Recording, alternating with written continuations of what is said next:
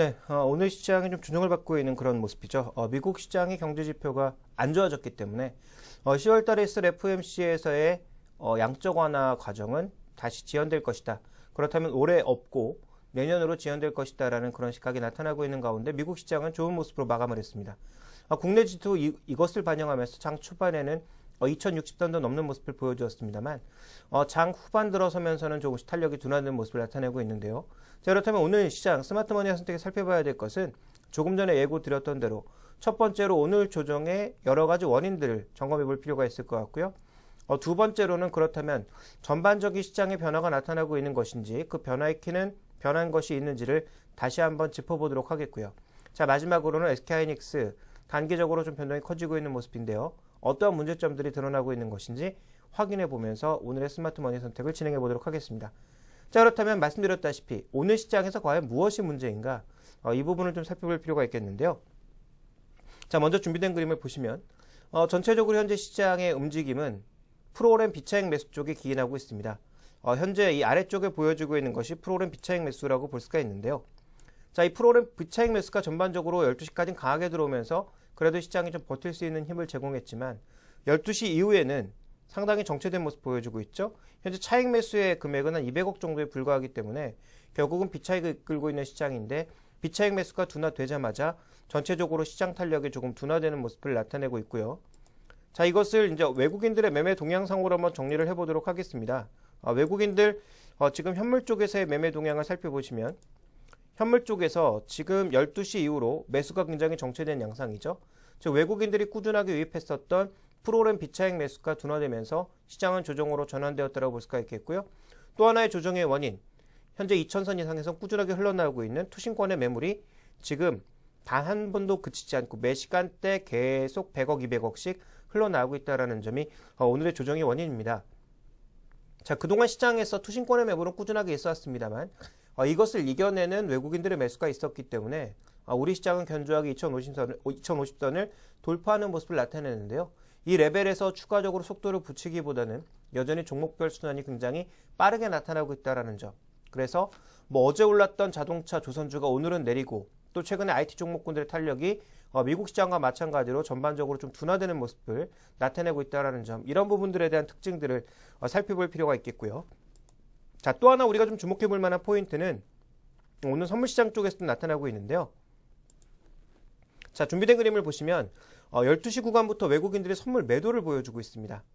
반대로 이제 개인이라든지 증권단 쪽에서는 사고 있지만 그렇게 금액이 크지 않은 상황에서 외국인들의 선물 매도를 했었고 이 선물 매도와 함께 비차익 매수가 정체가 되면서 시장의 수급이 조금 악화되는 모습을 나타냈는데요. 그런데 이제 중요한 것은 뭐냐면 선물 시장의 미결제를 우리가 동반해서 좀 봐야 될 것 같습니다. 선물 시장의 지금 미결제를 보시면 지난 3거래일 전, 즉 금요일 정도가 되겠죠. 13만 계약이 넘어설 정도로 미결제 확정이 폭증한 이후에 추가적으로 미결제 확정이 늘어서지 못하면서 오늘도 종가 부근에서는 다시 줄어드는 과정. 그래서 지금 현재의 이 그림을 조금 자세히 보실 필요가 있겠는데요. 이쪽의 흐름을 보시면 지난 4일간, 즉 금요일까지 4일간 굉장히 강한 프로그램 매수 유입과 함께 전반적으로 미결제 확정은 증가하는 모습을 나타내면서 지수의 레벨업을 이끄는 모습이었습니다만 이 큰 폭의 하락세, 지금 분봉상으로 봤을 때 큰 폭의 하락세와 함께 미결제 확정이 줄어드는 모습을 나타내고 있다는 점. 그래서 일간 기준으로 계속 늘어나기만 했던 미결제 확정이 다시 한번 이제 줄어드는 구간으로 들어간다면 시장이 보여줬던 추세가 일시적으로 둔화될 가능성은 수급적으로 조금 염두에 둬야 되지 않을까. 그래서 조금 전에 60분봉상으로 보셨는데요.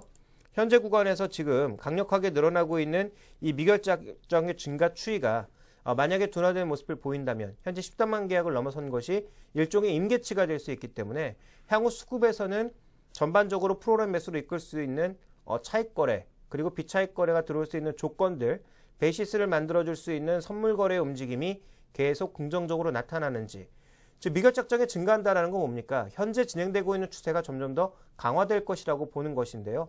자, 이것도 이 선물 시장 내에 들어와 있는 돈이 한계가 있기 때문에 들어올 수 있는 그 계약 수에 한계가 있습니다. 그래서 13만 계약을 넘어선 이후에 정체를 보여주고 있다는 건 선물 시장으로 들어왔던 돈이 미결제 확정 증가 추이로 봤을 때 이제 한계에 도달했기 때문에 어느 정도는 포지션을 정리하고 가는 것이 다시 한번 신규 포지션을 유입시킬 수 있다는 측면에서 우리가 좀 주목해 볼 만한 포인트가 아닌가 이렇게 판단하고 있기 때문에 향후 수급에 있어서는 외국인들의 비차익 매매와 함께 선물시장 쪽에서 미결 작정이 줄어드는 구간에서 얼마나 조정을 견조하게 잘 받아내는지 여부가 향후 시장의 포인트가 될 것 같습니다. 그래서 오늘 시장에 등락이 나타나고 있는 이유는 외부적으로는 아시아 시장, 특히 중국 시장에서 변동성이 확대되고 있죠. 2200선을 넘었다가 다시 또 조정을 받고 있는 그런 모습을 나타내고 있는 가운데 이것이 국내 증시로도 조금 영향을 주면서 경기 민감 종목군들이 조정을 받고 있는 양상이 나타나고 있고요. 수급적으로 봤을 때는 12시 구간 이후에 외국인들의 비차익 매수가 줄어들면서 나타나고 있는 조정, 또 선물시장 쪽에서는 수단만 계약의 미결 작정을 넘어서면서 결국 시장 탄력이 줄어드는 모습을 보여주고 있다는 점, 이러한 부분들을 잘 포인트로 살펴보실 필요가 있겠습니다. 그렇다면 위안화 강세에 따른 중국 증시의 추가적인 조정이 이루어질 것인지, 그리고 우리가 기대하고 있는 중국의 추가적인 정책은 아무것도 나오지 않아서 이 중국 모멘텀의 둔화가 나타날 것인지의 여부를 해외 쪽에서는 주목해 보셔야 될 것 같고요.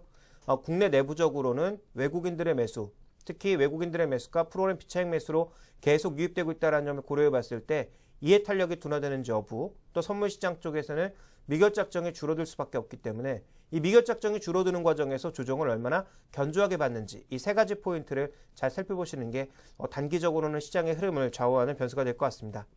자, 그렇다면 이것은 단기적인 흐름이고요. 좀 길게 봤을 때 우리가 그동안 그렸던 큰 그림 등에 어떤 변화가 나타나고 있는지를 점검을 좀 해봐야 될 것 같습니다. 그동안 큰 그림에서 꾸준하게 언급드렸던 것은 몇 가지 없죠. 뭐 다 언급드렸습니다만 외국인 매수가 이어지는 한 시장의 강세는 이어질 것이다라는 것이 포인트의 가장 큰 기저였고요. 전체적인 글로벌 자금의 성격은 여전히 이머징 마켓보다는 선진국을 선택하고 있는데 이머징 마켓에서는 한국을 비롯한 특정 국가만 선호하고 있고 이 한국 내에서도 특정 자산만 선호하는, 특정 업종만 선호하는 그런 모습을 보여주고 있다는 것이 그동안 제가 꾸준하게 강조드렸던 내용입니다. 자, 그런 내용들이 어떻게 변해가고 있는지를 살펴보도록 하겠는데요. 자, 먼저 준비된 그림을 보시면 달러 인덱스입니다. 그동안 꾸준하게 말씀드렸던 건 달러가 강세로 돌아서면 시장의 탄력, 외국인들의 매수가 줄어들 수 있다라고 말씀을 드렸는데요. 현재 달러의 방향은 어떻습니까? 계속적인 하락세를 보여주면서 그동안 견조하게 유지해왔던, 두 달간 유지해왔던 80라인도 이제 붕괴되고 있는 그런 상황입니다. 자, 붕괴의 원인은 뭐 두 가지로 보여지죠. 경제 지표가 생각보다 약하기 때문에 지금 일부 전문가, 마크 파버 같은 경우에는 무슨 얘기를 하고 있습니까? 지금 양적 완화를 줄일 때가 아니라 오히려 더 해야 된다. 그만큼 미국 경제는 취약하다라는 얘기를 하고 있는 국면인데요. 그러다 보니까 경제지표의 약화로 인해서 달러가 약세로 전환되는 모습 나타나고 있고요. 또 테이퍼링과 관련된 우려감이 한 발 뒤로 물러서기 시작하면서 달러가 견조하게 유지했던 80선도 무너지고 있는 양상입니다. 지난 한 7월 달만 하더라도 이 달러의 위치가 거의 뭐 86 수준까지 다다르는 모습이었죠. 그러면서 좀 꾸준하게 조정을 받고 있는 모습이었고 최근에 이제 점점 계단식으로 하락하고 있는 그런 모습인데 이 모습이 역으로 뒤집으면 코스피 시장의 움직임과 비슷하다라는 거죠. 코스피 시장도 지금 이렇게 견조하게 올라가고 있는 것이 아니라 계단식으로 계속 조금씩 레벨을 올려나가고 있는 상황이고요. 최근 들어서는 그 올라가고 있는 탄력이 점점 줄어들고 있는 국면입니다. 그래서 이 달러의 움직임과 지금 코스피의 움직임, 맥락을 같이 흘러나가고 있다는 점에서 달러가 추가적인 약세를 보일 수 있을지를 확인해 보시는 것이 가장 중요한 포인트가 아닌가, 여전히 중요한 포인트다라고 다시 한번 강조드리고 싶고요. 혹시라도 달러가 급등의 양상으로 변한 모습을 나타낸다면, 즉 시장 예상과 다르게 10월 달부터 테이퍼링을 시작한다라든지 아니면 테이퍼링에 대한 강력한 신호가 나오게 돼서 달러가 강세로 가게 되면 그동안 좀 강세를 보였던 원화와 함께 아시아 증시, 특히 한국 증시의 탄력은 조금 줄어들 가능성이 있겠다라는 관점으로 계속 중요한 포인트로 언급을 드리겠습니다. 자, 두 번째 살펴봐야 될 것은 미국 시장 내에서도 최근에 여러 가지 이견이 나타나고 있습니다만 지표상으로 살펴봤을 때는 3%를 돌파할 것으로 보였던 국채 수익률이 레벨 다운하고 있는 그런 모습이죠. 미국 시장 내에서도 안전자산에 대한 선호도는 조금 떨어지고 있는 양상입니다. 최근에 이제 급락을 시작하면서 오늘 2.5%대까지 밀리는 양상이었는데요. 불과 이제 9월 달만 하더라도 3% 돌파에 대한 기대감이 나타나는 모습이었는데 다시 한번 채권 가격의 강세가 가파르게 나타나고 있다는 점. 그런데 현재 이 구간에서 이렇게 채권 수익률이 내려가고 있다는 것은 실제로 채권 가격이 올라가고 있다는 얘기죠. 그렇다면 이쪽으로 돈이 들어가고 있느냐 살펴보게 됐을 때 미국 시장 내에서도 채권 시장에 대한 선호도보다는 주식 시장에 대한 선호도가 상대적으로 높은 것으로 보이면서 S&P 500이라든지 아니면 최근에 나스닥 지수 같은 경우 13년 만에 최고치, 사상 최고치의 모습을 꾸준하게 보여주고 있고 미국 시장 내에서도 모든 종목군들의 강세라기보다는 여전히 선택받은 종목군들의 강세 흐름, 그렇지만 선대해왔던 IT 종목군들은 탄력이 상대적으로 줄어드는 모습을 나타내고 있는 점이 최근 시장의 특징입니다. 그래서 미국 시장도 안전자산보다는 위험자산 쪽의 선호도가 여전히 조금 높다라고 볼 수가 있겠고요. 다만 이 모건 스탠리 쪽에서 내놓고 있는 자료를 보게 되면 미국의 주요 투자자들 또 이 유럽의 주요 투자자들의 이제 나이가 과거에 비해서 굉장히 많이 노회했기 때문에, 즉 이 연령이 높아졌기 때문에 공격적인 자산에 투자하는 성향보다는 여전히 안전자산에 투자하는 그런 성향이 높을 것으로 보여지고 있어서 현재 이런 추세, 즉 그레이트 로테이션이라고 진행되고 있는 채권에서의 주식으로의 자금 흐름은 제한적일 것이다라는 얘기도 흘러나오고 있습니다. 이 부분도 참고하셔야 될 것 같고요. 어쨌든 미국을 종합해 보자면 달러 약세와 함께 이머징 마켓의 강세가 나타나고 있고 안전자산보다는 위험자산을 선호하고자 하는 심리가 나타나고 있다는 점 말씀드리고 싶고요. 자, 그렇다면 이 달러가 이렇게 약세를 보일 때 상대적으로 강세를 보일 수 있는 통화는 무엇일까요? 전 세계 결제 통화의 절반이 달러라면 3분의 1 정도는 유로죠. 그래서 유로화의 흐름을 주목해 보실 필요가 있겠는데요. 최근 달러가 약세를 보이다 보니까 유로는 다시 한번 굉장한 강세를 보여주고 있습니다. 제 기억으로는 유로의 최고치가 유로화가 출범하고 나서 한 1.4 정도의 라인으로 제가 기억을 하고 있는데요. 지금 유로 인덱스가 1.37 라인까지 올라가고 있죠. 이것은 유럽 경제의 부담 요인입니다. 또 독일처럼 수출 지향적인 나라에도 부담 요인이 될 가능성이 있어 보이지만 어쨌든 유로화의 이런 강세로 인해서 실제로 글로벌 자금은 어떻게 흘러가고 있냐 하면 글로벌 펀드 자금이 최근에 이렇게 들어오고 있는 양상인데, 선진국 중에서는 최근 들어서는 서유럽 증시에 대한 선호도가 급격하게 올라가고 있습니다. 미국이라든지 다른 지역, 일본 지역도 올라가고 있습니다만 2013년 들어서 초반에는 일본이 주도하는 모습이었다면 여름 이후에 최근에는 서유럽 증시에 대한 선호도가 증가하고 있는 모습, 결국 유로화의 강세로 인해서 환율에 베팅하고 있는 그런 자금들이 굉장히 늘었다라는 점을 여기서도 아이디어를 얻어볼 수가 있는 거죠. 그렇다면 최근에 원화가 1060원대까지 내려간 양상 아니겠습니까? 결국은 원화의 강세가 추가적으로 이어져야 외국인 자금의 선호도도 이어질 수 있다. 그래서 우리 시장은 저평가를 바탕으로 올라가고 있고 원화의 강세를 바탕으로 올라가고 있는 자금들이 충분히 있기 때문에 환율의 변화가 나타난다면 역시 변할 수 있다. 그래서 달러의 중요성을 말씀드리는 거고요. 다시 한번 이 지표를 말씀드리자면 결국은 유로화의 강세로 인해서 유럽 쪽으로도 돈이 몰리고 있는데 이러한 글로벌 로테이션이 달러의 움직임에 따라서 언제든지 변할 수 있고, 달러의 움직임을 변동시킬 수 있는 가장 중요한 요인은 현재는 테이퍼링이라고 하는 정책적인 변수죠. 그래서 이것에 따라서 여전히 시장의 변동성은 열려 있지만 어쨌든 그것이 나오기 이전까지 지금 진행되고 있는 유로화 강세, 원화 강세, 달러 약세에 베팅하고 있는 일종의 자금들의 흐름 여전히 이어질 것이다. 이렇게 봐야 될 것 같습니다. 자, 그 다음 살펴봐야 될 것은 달러 인덱스와 함께 선진국과 개도국의 상대 강도를 보실 필요가 있겠는데요. 자, 지금까지 말씀드린 것의 이제 결론이라고 봐야 되겠죠. 결국은 지금 이 달러는 역축으로 나타낸 것인데, 역축이라는 게 뭡니까? 이쪽으로 가면 갈수록 달러가 약세라는 거죠. 그러니까 달러가 약세로 가면 갈수록 시장이 어떻게 움직이느냐, 특히 이머징 마켓 대비해서 선진국 시장이 어떻게 움직이느냐를 살펴봤을 때 달러가 결국은 약세로 가야 이머징이 강세를 보이는 그런 모습을 보여주고 있다는 거죠. 그래서 달러와 전반적으로 지금 이머징 마켓의 선택은 서로 반대되는 모습을 보여주고 있기 때문에 현재 이머징 마켓의 전반적인 흐름에서 달러 약세는 긍정적인 요인이라는 거죠. 그러니까 달러의 움직임이 변하면 최근에 진행되고 있는 외국인 매수라든지 계속 지수의 그 레벨을 높여나가고 있는 현재 국내 증시의 흐름, 또 이머징 마켓의 흐름도 바뀔 수 있다는 점. 그래서 미국의 정책과 달러의 움직임은 여전히 우리가 중요하게 지켜봐야 되는 변수이고, 이 변수들이 아직까지 부정적으로 작용하고 있지는 않아서 오늘 하루의 조정이 그렇게 큰 의미를 지니고 있지는 않다. 이렇게 판단해 볼 수 있을 것 같고요. 자, 그렇다면 국내 시장 내에서는 과연 안전자산에 대한 선호도와 위험자산에 대한 선호도는 어떻게 나타나고 있을까요? 시장을 주도하고 있는 것은 외국인입니다. 그런데 이 외국인들이 최근에 국채시장에서는 매수보다는 매도의 빈도가 좀 더 높아지고 있는 국면이죠. 그러면서 이제 국채 가격은 어떻게 흘러가고 있냐면, 자, 이것은 국채 가격입니다. 그래서 국채 선물 가격이기 때문에 국채 선물 가격이 떨어진다라는 건 결국 채권 수익률이 급등하고 있다라는 그런 얘기였고요. 최근 들어서는 속도는 느리지만 완만하게 꾸준하게 올라가면서 현재 상단이었던 105.6 라인을 상단으로 좀 돌파하려는 그런 모습들이 나타나고 있는데요. 만약에 추가적으로 올라간다면 국내 이제 채권 수익률도 안정을 보이면서 채권 가격의 추가적인 상승이 나타난다라고 봐야 되겠죠. 그럼에도 불구하고 외국인들이 여전히 주식을 선호하는 모습을 보여준다면 원화자산의 전반적인 움직임은 여전히 강할 수 있다는 측면. 그래서 채권이 그동안은 좀 박스권 안에 머무는 모습이었지만 이 박스의 상단 부분을 강하게 깨고 올라갔을 때는 그동안 이제 채권에서 주식을 선택했던 일부 자금들이 다시 채권 쪽으로 수익률을 고정하려는 형태로 바뀔 수 있다는 점도 염두에 두실 필요가 있겠죠. 어쨌든 지금 국내 채권 시장 강세에 아직까지 외국인들이 뚜렷한 움직임을 보이지 않고 있지만 만약에 추가적으로 국내로 유입되는 자금이 제한적인 가운데 주식시장은 조금 흔들리고 만약에 채권 시장에 추가적인 강세 요인이 나타난다면 외국인들은 우리나라에서 빠져나가진 않겠지만 국내에서 외국인 자금의 로테이션, 즉 주식 쪽에서 채권 쪽으로 조금 이동하거나 그동안 주식 쪽으로만 몰렸던 자금들의 탄력이 둔화될 가능성 정도는 염두에 두실 필요가 있겠다. 이렇게 좀 판단하고 있습니다. 자, 그래서 큰 그림을 우리가 다시 한번 정리를 해보죠. 자, 가장 먼저 중요한 건 우리 시장을 주도하고 있는 게 누구? 외국인이라는 거죠. 그러니까 외국인들에게 지금 가장 중요한 것은 미국의 정책적인 결정이고요. 그것을 표현한 것이 달러 인덱스입니다. 그러니까 달러 인덱스가 현재 구간에서 계속적인 약세를 보인다면 적어도 외국인들의 한국 시장이나 이머징 마켓 또 서유럽 시장의 매수세는 쉽게 멈추지 않을 것 같고요. 그렇다면 조정을 받더라도 다시 복원력을 빠르게 발휘할 가능성이 있다는 측면에서 별로 이렇게 크게 두려움을 가질 필요는 없다.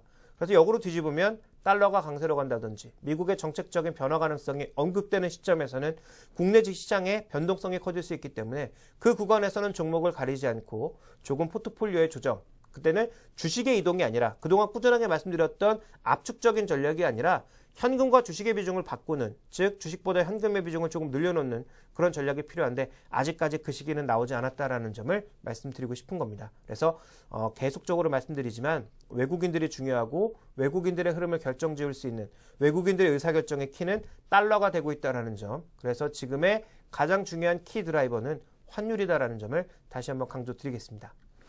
자, 그 다음 살펴봐야 될 것은 SK하이닉스입니다. 자, SK하이닉스가 최근에 꾸준하게 강세를 보이면서 26,000원대에서 34,000원대까지 단기 랠리를 강하게 보여주었고요. 이 구간 안에서의 가장 큰 변화는 뭐였죠? 결국은 이 외국인 수급의 변화였죠. 정책공사의 물량까지 강력하게 받아갈 만큼 외국인들은 SK하이닉스에 대한 선호도를 굉장히 끌어올렸습니다. 그래서 주가도 많이 올라가는 그런 양상을 보여주었는데요. 최근에 나타나고 있는 우려는 뭘까요?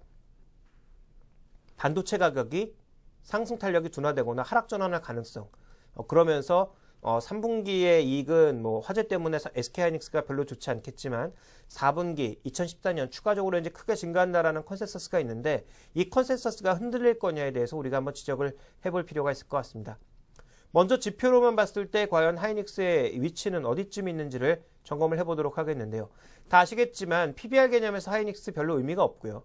또 하나 의미가 없는 것은 PR이죠. 왜냐하면 그동안 실적이 계속 변동이 있었지 않습니까? 큰 폭의 흑자가 났다가 다음 연도에 바로 적자, 또 적자를 조금 줄였다가 흑자 조금 났다가 흑자 크게 났다가 이런 식으로 나타나면서 어떻게 보면 SK하이닉스는 그 PR이라고 하는 것이 의미 있는 밴드를 가지기가 굉장히 어려웠습니다. 그래서 최근에 이제 분석하고 있는 자료를 보면 PBR로 보거나 아니면 PSR, 즉 매출 규모가 어떻게 확대되고 있는지를 주로 이제 SK하이닉스의 주가 밸류에이션 지표로 보고 있는데요.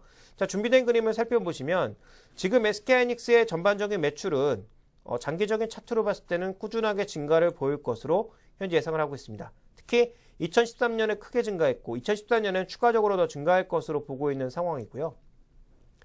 그런 의미에서 이제 PSR이라고 하는 밴드를 본다면 이 PSR이라고 하는 게 뭐냐면 결국 주가하고 매출을 비교한 거죠. 주당 매출이 얼마나 되냐 SPS로 나타낼 것이고요. 이 주가와 함께 매출의 비율을 나타내는 것이 PSR인데 현재 PSR의 과거 추이를 쭉 살펴보시면 2배 수준에서 1배 수준 정도에서 평균적으로 움직였다라고 봐야 되겠죠. 그런데 현재 주가가 비교적 많이 올랐음에도 불구하고 현재 위치는 여기라는 거죠. 그렇다면 상승 여력이 아직도 한 30-40%는 남아있지 않겠느냐라고 최근 증권사들은 많이 분석을 하고 있습니다. 그런데 이렇게 가기 위해서는 뭐가 필요할까요? SK하이닉스의 이익이 계속적으로 좋아진다. 항상성을 보이면서 좋아진다라는 그런 컨센서스가 형성돼야 되고요. 현재까지 형성되어 있는 컨센서스인데 최근에 흔들리고 있는 가장 결정적인 이유는 바로 디램 가격 때문입니다. 근데 디램 가격이 흔들리고 있는 이유는 무엇이라고 판단해 봐야 될까요? 최근에 이제 디램 가격이 오르고 있는 이유는 SK하이닉스의 화재 때문이지만 연초부터 나타났던 그 디램 가격의 반등, 고정거래 가격의 반등의 원인은 바로 중국으로 생산 법인을 옮긴 델이라든지 휴렛패커드라든지 이런 대규모 이 PC 제조사들이 연초에 이제 수급을 당기는 과정에서, 즉 재고를 쌓아야 되는 과정이다 보니까 디램을 먼저 확보하는 과정에서 디램 가격이 강세를 보여왔습니다. 그런데 실제로 아시겠지만 미국에서 여러 가지 무역 지표를 살펴봤을 때 가장 약한 무역 지표가 뭡니까? 컴퓨터거든요. 이 컴퓨터 관련된 무역 지표가 약화된다라는 것을 그만큼 글로벌 컴퓨터 수요가 다른 쪽, 예를 들어서 이제 뭐 스마트폰이라든지 태블릿 이런 수요 때문에 줄어들고 있기 때문에 나타나고 있는 현상입니다. 그러니까 PC용 디램 가격은 어차피 4분기에는 약세를 보일 거다라는 것이 정설이었는데 SK하이닉스의 화재가 나면서 오히려 3, 4분기 넘어가는 구간에서 추가적으로 강세를 보였죠. 근데 4분기에 막상 들어가게 되면 그동안 기존에 쌓아뒀던 재고들, HP라든지 아니면 델에 쌓아뒀던 재고들을 소화하는 과정이 필요하고 실제로 PC의 판매량은 좀 제한적인 모습이기 때문에 PC용 디램 가격은 둔화될 가능성이 있다. 그런데 이제 전문가들이 보고 있는 결정적인 이유는 SK하이닉스는 PC용 디램보다는 모바일 디램 쪽의 수요가 더 높고 이쪽으로 공정을 많이 옮긴 상황이기 때문에 실적에 큰 영향이 없다라고 보고 있는 거죠. 그러다 보니까 이제 PSR 기준으로 봤을 때도 매력적이라고 좀 판단하고 있는 것이고요. 그리고 이제 디램 가격의 전반적인 움직임과 SK하이닉스의 주가가 그 동행하는 모습을 보여줬죠. 다 아시겠지만 전반적으로 지금 디램 가격이 올리면 SK하이닉스 주가도 같이 움직이는 모습 보였고요. 최근에도 이제 디램 가격이 급등하면서 같이 움직이는 모습을 보여주고 있기 때문에 결국은 앞으로 디램 가격이 어떻게 될 것이냐에 대한 물음, 그리고 이 디램 가격의 탄력이 둔화되었을 때 과연 SK하이닉스가 여전히 안정적인 수익을 올릴 수 있는지에 대한 확인 과정, 이런 부분들이 현재 시장에서 중요한 포인트로 자리 잡고 있고요. 자, 그 다음 또 하나 이제 변화 나타나고 있는 것은 SK하이닉스가 그동안 꾸준하게 저평가를 받았던 이유가 뭐냐면 주식수는 굉장히 많은데 대주주 지분율이 상당히 낮았기 때문에 정책공사를 포함한 오버행 이슈에 대한 부담감이 굉장히 높았죠. 그래서 이제 물량 소화의 과정이 그동안 계속적으로 부담으로 다가왔었는데 은행 물량의 정리와 함께 정책공사의 물량을 이번에 정리하는 과정에서 외국인들이 주식 비중을 엄청나게 늘려놨죠. 이런 대형주에 대한 주식 비중을 거의 10% 가까이 늘렸기 때문에 외국인들은 정책공사의 그 오버행 이슈가 나오는 그날도 적극적으로 하이닉스를 사면서 하이닉스의 변화를 예상하고 있는 국면입니다. 즉 이익이 이렇게 들쑥날쑥, 이게 이제 손익분기점이라고 하면 흑자가 났다가 적자가 났다가 흑자가 났다가 적자가 나는 이런 굉장히 불안정한 이익 수준을 보였던 하이닉스가 적어도 2013년을 기점으로 해서 모바일 기기의 전반적인 움직임이 좋아지기 때문에 위쪽에서의 탄력 변화는 있겠지만 어쨌든 이쪽엔 양해값이 많이 보일 거라는 거죠. 그동안은 양해값을 보였다가 마이너스 값 보였다가 이런 식으로 뭔가 좀 반복되는 모습이어서 주가의 밸류에이션 지표를 삼기가 좀 어려웠던 모습이었는데 2013년 이후로는 모바일 기기가 확대되는 모습, 또 스마트카라든지 반도체 수요를 추가적으로 끌어올 수 있는 여러 가지 산업들이 줄줄이 대기하고 있다는 측면에서 SK하이닉스의 전반적인 이익이 향후 꾸준하게 증가하거나 꾸준하게 증가하지 않더라도 앞으로는 양해값으로 꾸준하게 이용이 될 것이다. 그러니까 그런 관점으로 본다면 SK하이닉스도 이제는 PER이라고 하는 것이 의미 있는 주가의 산정 지표가 될 수 있다는 거죠. 자, 그런 과정에서 새로운 밸류에이션, 리밸류에이션 과정에서 외국인들은 적극적인 매수가 들어왔다라고 판단해 볼 수 있는 겁니다. 그러니까 SK하이닉스는 좀 이렇게 보셔야 되는 거죠.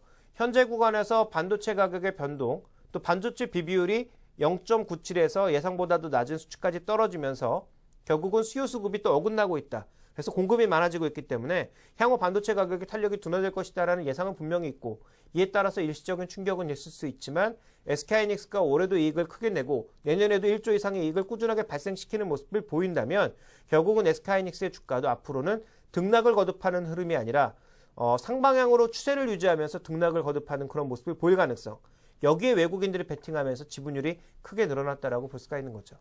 그러니까 이런 관점에서 보면 삼성전자도 굉장히 좋아 보이지만 반도체 시장이 좋아지는 과정에서는 가장 주가 탄력이 좋을 수 있는 건 순수 반도체 업체인 SK하이닉스가 될 수밖에 없는 거고요. 그래서 최근에 마이크론의 변동성이 커지면서 SK하이닉스도 동반해서 변하고 있는데요. 결국은 마이크론과 같이 갈 수밖에 없다라는 점 다시 한번 강조드리고 싶고, 적어도 이제 4분기가 끝난 한 12월달, 1월달 정도까지는 SK의 하이닉스의 주가가 쉽게 빠지진 않을 거다라고 보고 있기 때문에 조정시의 매수 관점 정도로 봐야 될 것 같습니다. 다만 중기적으로, 장기적으로 봤을 때는 마이크론과의 경쟁 격화 가능성, 또 삼성전자와 아직까지 좀 기술 격차를 보여주고 있는 상황에서 이 청주 공장을 중심으로 하는 새로운 라인과 기존에 가지고 있는 이 구라인들의 격차를 좀 메꿔 나갈 수 있는 기술적인 시차 이런 부분들에 대한 관점이 앞으로는 문제가 될 것이기 때문에 중장기적으로는 여전히 트레이딩을 좀 병행해 나가자라는 말씀을 드리고 싶습니다. 왜 트레이딩을 병행해야 되느냐? 방금 전에 말씀드렸죠.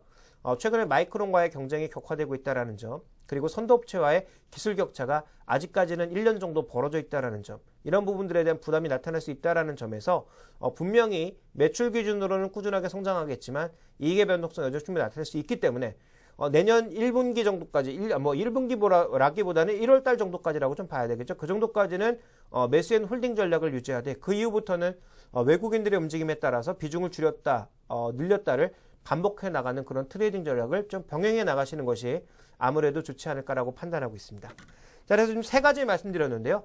단기적인 시황상에서의 변화로 인해서 시장이 일시적인 조정을 나타내고 있는데 그 안에서의 포인트는 외국인 비차익 매수가 추가적으로 확대될 수 있느냐라는 점, 그리고 그 선물의 미결작정이 지금 거의 목에 차에 있기 때문에 이 선물 미결작정을 조금 줄여놔야 다시 또 시장의 탄력을 보일 수가 있는 거죠. 그 방향이 위든 아래든 여러 가지 이제 변수들이 있어서 조금 더 나중에 살펴봐야 되겠지만 어쨌든 지금 미결작정은 줄어드는 구간이라고 보셔야 될 것 같습니다. 그러면 미결작정이 줄어드는 과정에서 시장은 급격한 가격 조정을 선택할 것인지 아니면 최근의 흐름처럼 꾸준하게 옆으로 흘러가면서 완만한 가격 조정을 선택할 것인지 이 구간 안에서 외국인들의 현물은 또 어떻게 움직일 것인지를 잘 살펴보실 필요가 있겠고요. 달러가 변하지 않고 외국인들의 태도가 변하지 않는다면 여전히 시장에 대해서는 저가 매수의 과정으로 보시고 업종에 대한 선택은 여러 번 언급드렸지만 IT 자동차가 가장 많아야 될 것 같고요. 그 다음에는 화학이라든지 조선이라든지 철강과 같은 경기재 쪽의 종목군들의 트레이딩 관점, 크게 오를 때는 팔고 조정을 받으면 다시 조금씩 되사는 그런 트레이딩 전략을 계속적으로 병행해 나가시는 것이 필요해 보이고요. 또 2050선을 넘어서는 과정에서 일부 내수주들이 그동안 가격 격차를 좀 많이 벌려놨죠. LG하우시스 같은 종목은 여전히 고점에 머물고 있습니다만 실제로 이제 음식료 쪽이라든지 이런 종목군들 굉장히 좀 부진한 모습들을 많이 보여왔었는데 이런 종목군들로 일종의 순환매가 잠깐 돌아가는 양상이었습니다. 자, 이런 순환매에 기인한 일종의 트레이딩 전략은 제가 보기엔 그렇게 적절해 보이진 않고요. 내수주에 대해서는 유통대용주와 같은 장기적인 투자가 가능한 종목군들을 꾸준하게 조정 시에 모아나가는 전략이 필요하지 않을까 이렇게 판단하고 있습니다. 자, 오늘 전반적으로 시장의 흐름 점검해 보면서요. SK하이닉스에 대해서 살펴봤는데요. 아직까지 큰 변화가 나타나고 있지 않은 만큼 오늘의 조정에도 불구하고 기존 전략을 그대로 유지하라 이렇게 결론 내리면서 오늘 스마트머니의 선택은 여기서 마감하도록 하겠습니다.